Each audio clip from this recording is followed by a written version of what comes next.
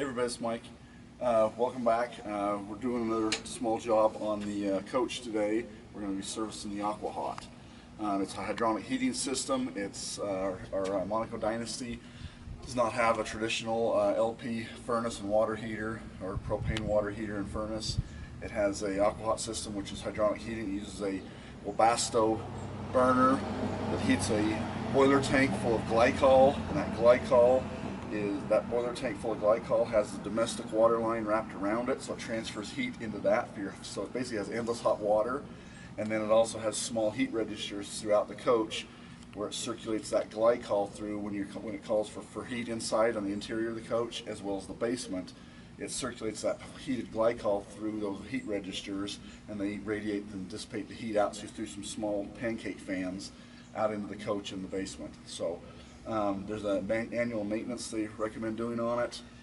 If you're full-timing and using it a lot, yeah, you probably need to do it annually. Wife and I don't full-time. We use it probably 72 nights a year, 5,000 to 7,000 miles a year. So I usually only do mine every couple of years, 3 years. Just when I notice it starts smoking a little bit, I'll hurry and do a service on it. Sometimes just before then, but anyway, it's pretty simple. Monaco likes to bury their Aqua-Hot units clear in underneath the coach. So I'll take you back there and show you where it's at in the basement, and then I'll walk you through the procedure on how to change the nozzle and tighten it back up and then torquing the J-bolts down. So it's a pretty simple procedure. If you want to attempt it yourself, if not, you can pay. There's quite a few service centers that do it. The most expensive is labor. The parts are fairly inexpensive. The nozzle's under $20. I think the fuel filter is around 26 or 28 bucks. But there's a lot of labor involved because getting to the unit is usually the worst part. So I'll take you back there to the basement and we'll get started. All right, let's get after it here. You can see the Monacos, this is a Dynasty. They've buried it in the middle there, right behind the water filtration system and the manifold block. Getting a little better. But at least on the Dynasties, they give you an access panel inside the basement. So that's how we'll be gaining access to our Aqua-Hot for the task at hand today. So let me go ahead and get the covers off, and we'll move on from there.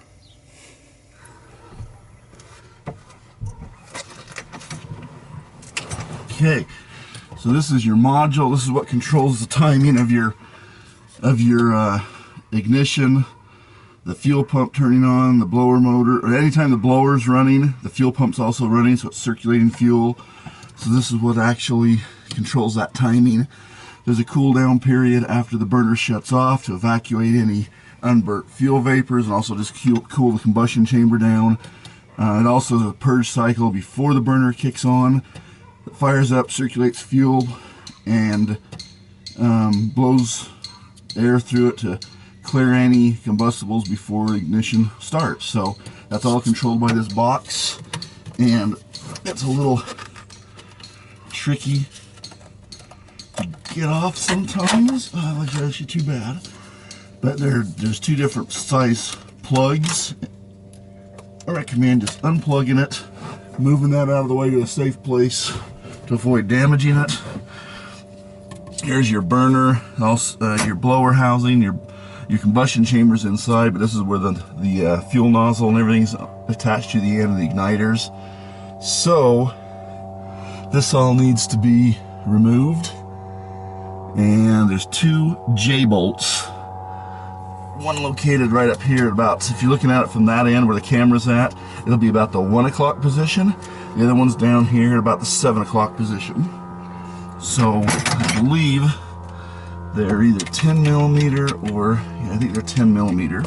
So we're going to grab the correct socket for that, and they're just, you loosen them up and pivot them out of the way, and this whole blower motor housing can move out, and you can turn it where you can get access to it.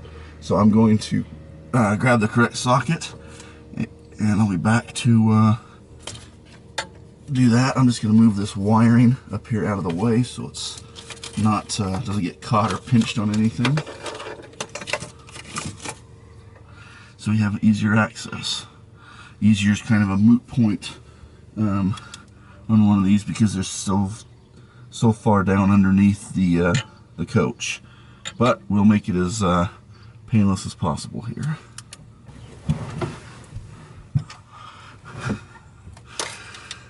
Okay, loosen that one a little bit. The other side, seeing as how you can't see it, you have to go completely by feel. And there's the feel it right there. Put my ratchet on it. Back that off.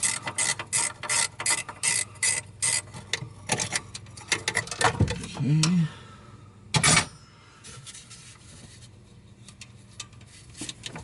And I've got the J-bolt pivoted back out of the way. Now I'm going to go ahead and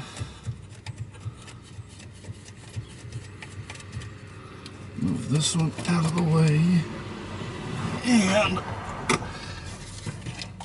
remove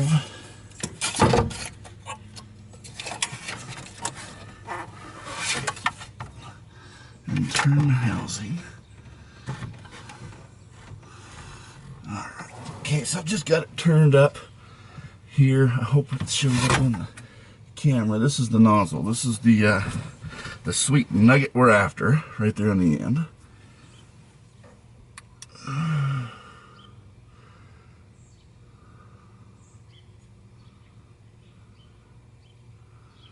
So over here on the side is also, and you generally don't need to check these too often, but I like to, on the side of the motor over here is a gauge that's threaded onto the side. And all it's for is to check the alignment and positioning of your igniters, the two electrodes. So I'm going to go ahead and do that. I think I just did it last time, but there's the little gauge, and it just slides down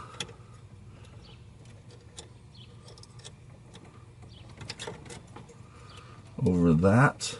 Let me double check the camera and make sure the camera is actually pointing to where I'm at here.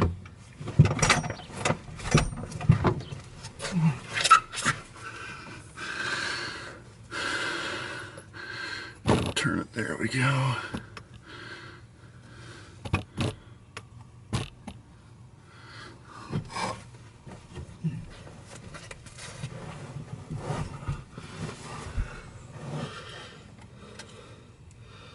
Okay, again, so we're just going to push this up against there and make sure that everything is in alignment.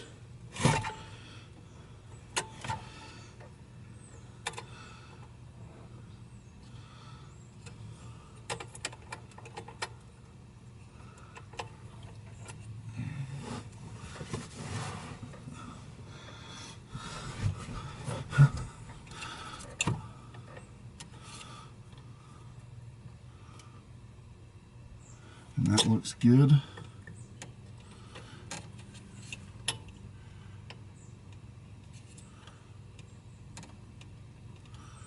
Needs to be out of alignment just, or excuse me, out of the flow just enough to ignite, but in enough to where it'll catch that fuel that's atomizing coming out of that little 35 thousandths, or excuse me, 30.35 orifice.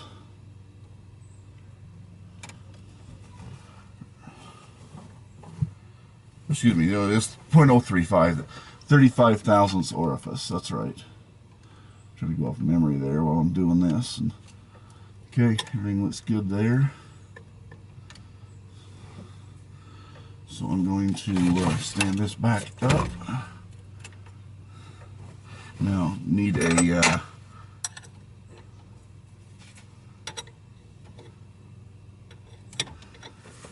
5/8. I think the other one was a 3/4. 5/8 and 3/4. So let me pop that loose.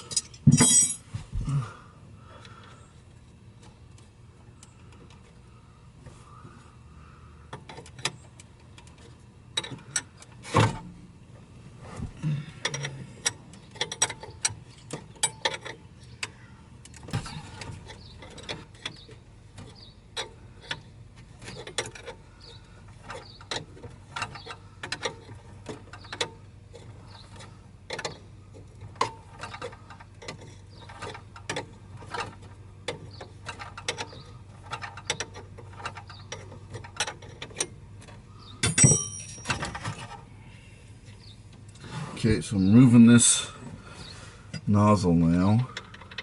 Let's get a little screen there at the end. So that's all it looks like. And it's doubtful you're ever able to see the wear in the orifice at the end, but they do wear over time.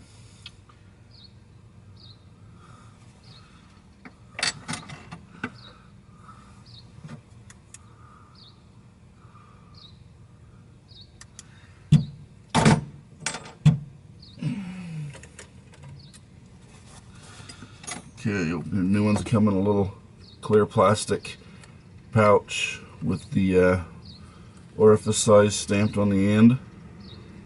So carefully open them up, take it out, and these there's no torque spec on putting these in, so you just want to put them in, thread them down in, and you'll take again a 3/4 inch wrench and an 11/16 wrench. 3/4 holds the base. 11/16 is the size of the hex on the orifice. Thread it down in, and you'll want to go tight, and then back it off about 1/4, and then go tight again. That basically is just seating the nozzle into the taper there in the seat. So there's fingers, they're snug. So I'm going to go tight, back it off a little, and tight again. And that's it. And then before I finish up here, I'm going to double check my electrodes, just make sure I didn't bump anything, or make sure everything's good with those. And if you ever do need to adjust those, they are adjustable on the back side here. There's a looks like 10mm. It adjusts.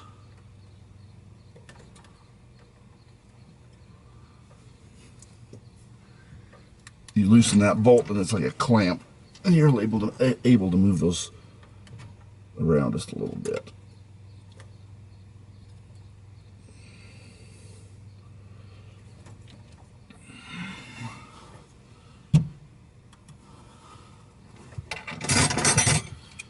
I am going to tweak those just ever so slightly.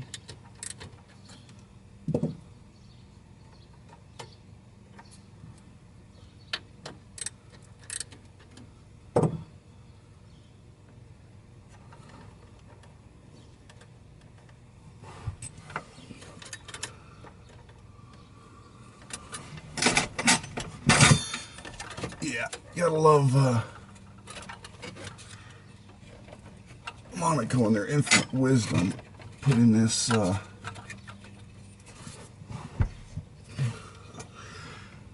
down here in the middle of the coach. There we go.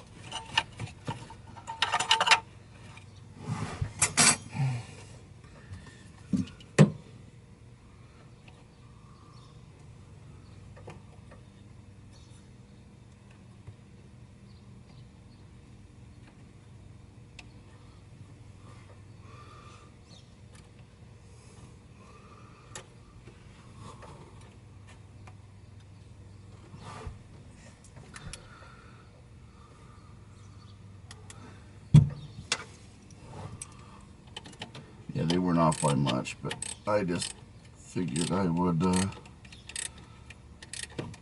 adjust those just the slightest little bit. Those electrodes, they're right in the point now, so that can come back off, and basically it can all go back together now.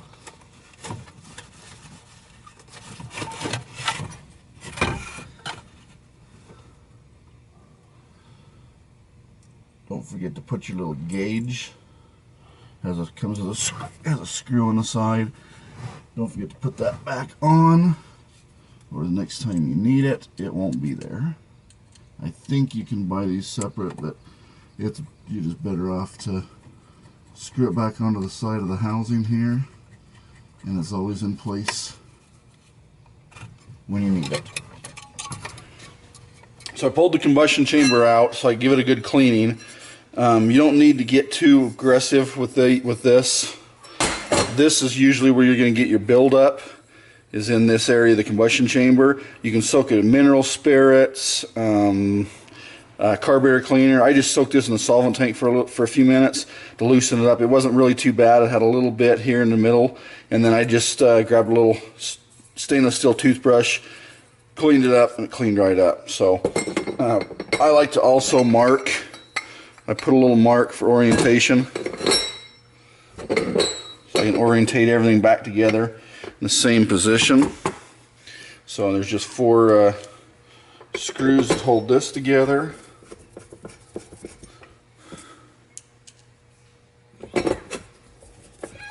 And like I said, on the for the majority of this, other than the actual where the nozzle comes in and the combustion right here, this I cleaned with solvent and, like I say, a stainless toothbrush.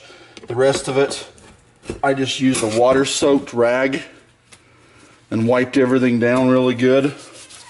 It cleans off pretty good. You don't need to get too aggressive with it or anything. And then, like I said, it just dry it off. It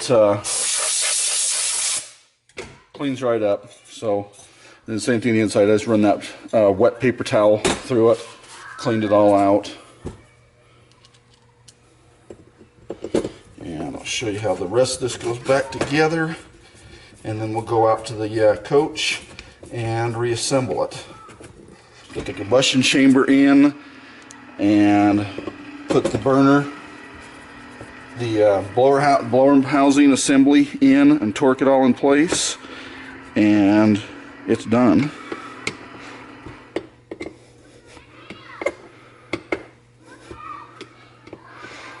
Okay, there's that half. Again, I put an orientation mark, and I just lined it up with the seam. So this part's a little snug going back together, so make sure you get your screw holes lined up. Wow, that went back together a heck of a lot easier than it come apart.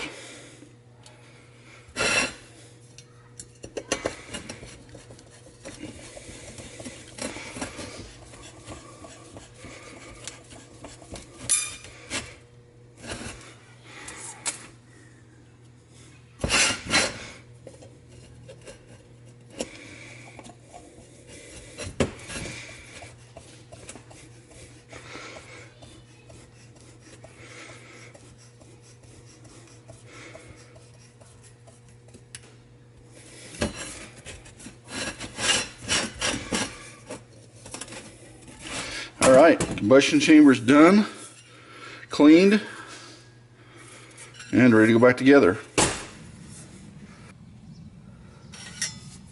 Okay, sliding the combustion chamber back into place, orientate it. You can see that it's got to fit in a certain way so it goes in all the way. So got that orientated in there. Just going to take a peek and make sure, yep, looks like it's orientated in there all right.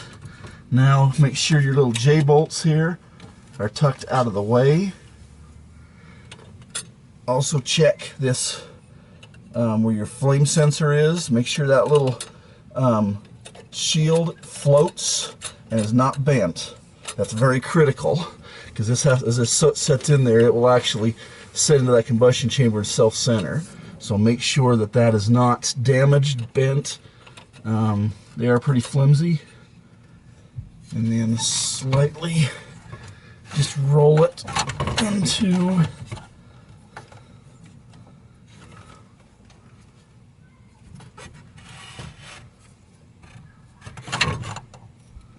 position.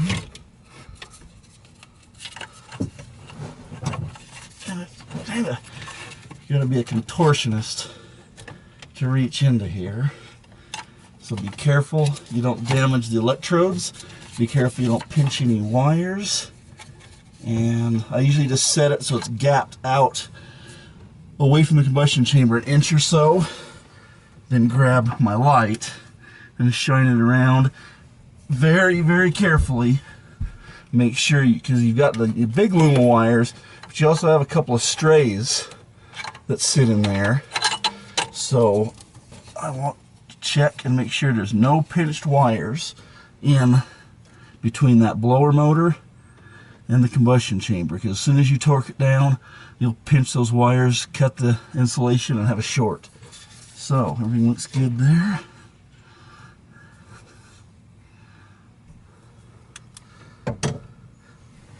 And set it into place. You can kind of feel it self-centered right there. Now go ahead and tip your J-bolts down into place and just lightly snug them up while you hold with the other hand. Like I said, you got to be a bit of a contortionist. Monaco especially, for some reason, they're mid-2000s dynasties and so forth. They tuck them right here in the middle of the coach. Although they do give you an access panel from the bay in front, which is better than some manufacturers. It's still a bit of a reach. And that back one, you have to do 100% by feel. You can't see it. So I just run the nut up to where it's snug.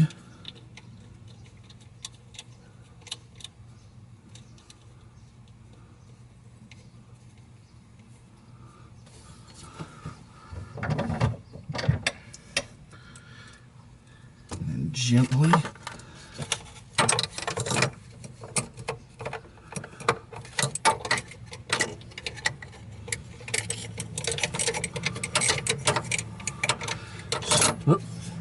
start your 10mm socket on there very gently. And I'm not sure if I mentioned this or not, but you kind of have to be a bit of a contortionist to reach this. So once you get it started, you just lightly snug up one side and then the other. And I barely snug it down because these have to be torqued. So I'll just lightly snug it.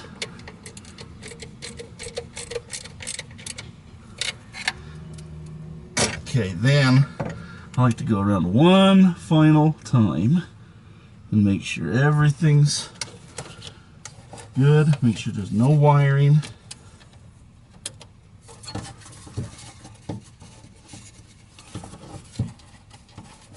Run your fingers all the way around the perimeter.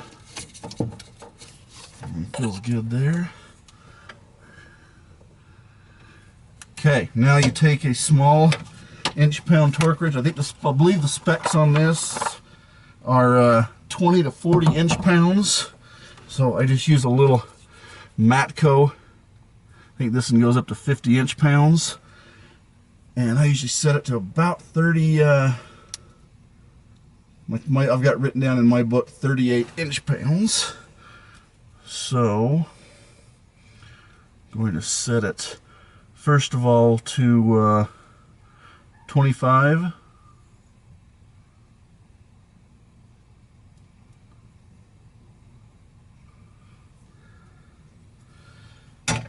Take your extension.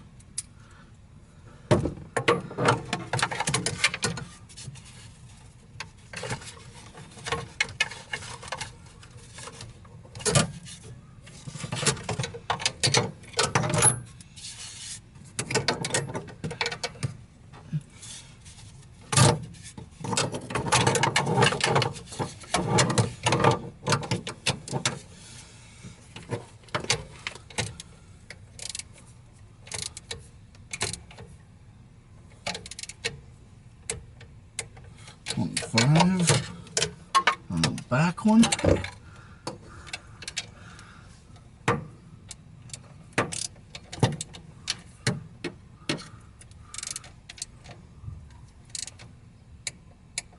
On the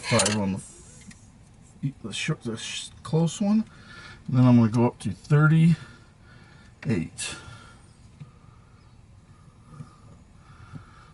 Let's see, there's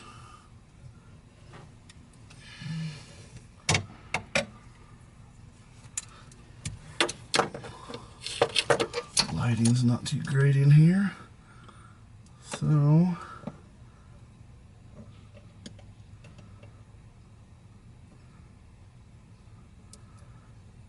there's 40, back it off to 38.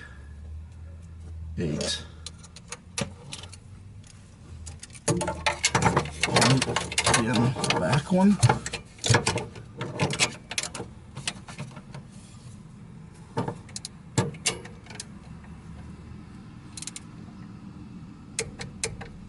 On the back one.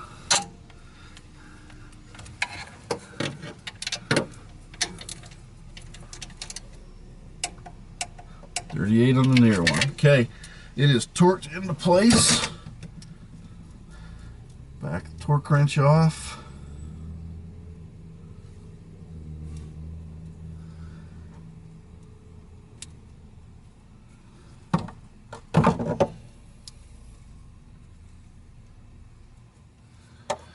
Back in its protective little home. Protected. Okay, blower housing's in place. Fuel lines, everything looks good. Take the ignition module and plug it back in.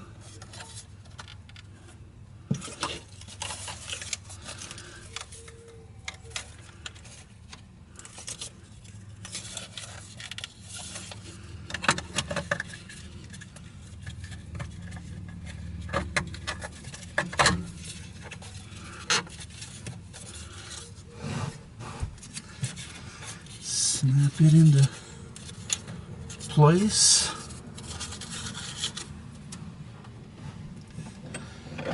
Double check all my wire, triple check all my wiring rather. Make sure that's snapped in all the way.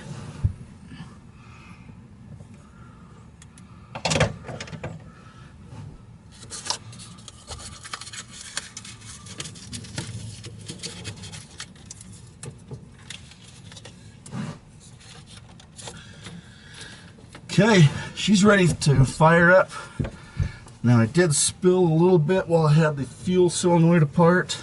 I did spill just a little bit of fuel down here in the bottom, so I'm going to take a moment and clean it all out and then fire it up. So while I was servicing it, doing my annual service on it, I also had a small problem starting to creep up on me that if I let it sit for a week, 2 weeks, and fired it up for on the diesel burner, fired it up for the first time, it would puff a little bit of white smoke and clean up within probably a minute, 2 minutes, and then every time consecutively after that it fired up on say for a week trip or whatever, perfect, no smoke, everything clean as could be. So upon some research, I come to the realization that it wasn't a burner and nozzle, or excuse me, it wasn't a nozzle assembly issue, because usually those will smoke the longer they go as the orifice. Show you one here. As this orifice starts opening up, it'll start putting more and more fuel out. So I went ahead and changed it anyway, but I didn't suspect. It had been a couple years since I serviced it, so I didn't think that was the problem. But while I was in there, rather than buy a whole fuel solenoid assembly, which is quite expensive, they're about $400 I think, or $392, something like that, you can buy a fuel solenoid kit, and that is part number WPX-386-650, and that's pretty much standard for all the Webasto burners. What it consists of is an O-ring that goes between the manifold and the solenoid itself. So there's the O-ring that goes inside there, and then it has the pin and plunger assembly that actually go in and shut off inside the manifold. There's a seat, and this goes in and closes it off. Upon pulling this apart, and I don't know if this is going to show up on camera or not, but you can see very closely that there's an indented circle where that was going in and sealing off against that pindle. And if you run your fingernail across it, you can actually feel it. So I'm pretty certain that's my culprit as far as not, it was sealed. A lot of times if you have a needle or a plunger that's really bad, when the burner shuts off, when it hits the end of its cycle, it shuts off, and the burner's still hot, it'll start, if it starts smoking, that's usually an indication that these are bad.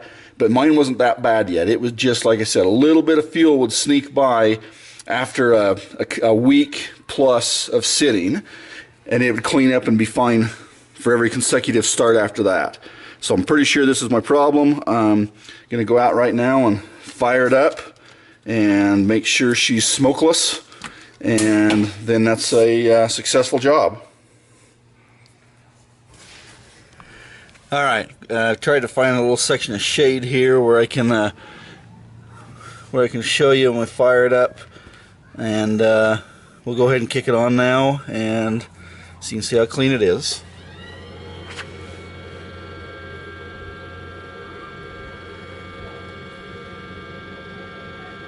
It's a purge cycle, and then it will ignite the burner. We have ignition, and clean as could be.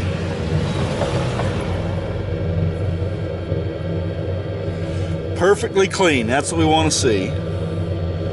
So again, another successful job. So we'll wrap up this, and again, if you have any comments, I appreciate it, and hope this is able to help somebody service their Aqua-Hot Webasto burner assembly, do these general service and maintenance on it. Thanks for watching.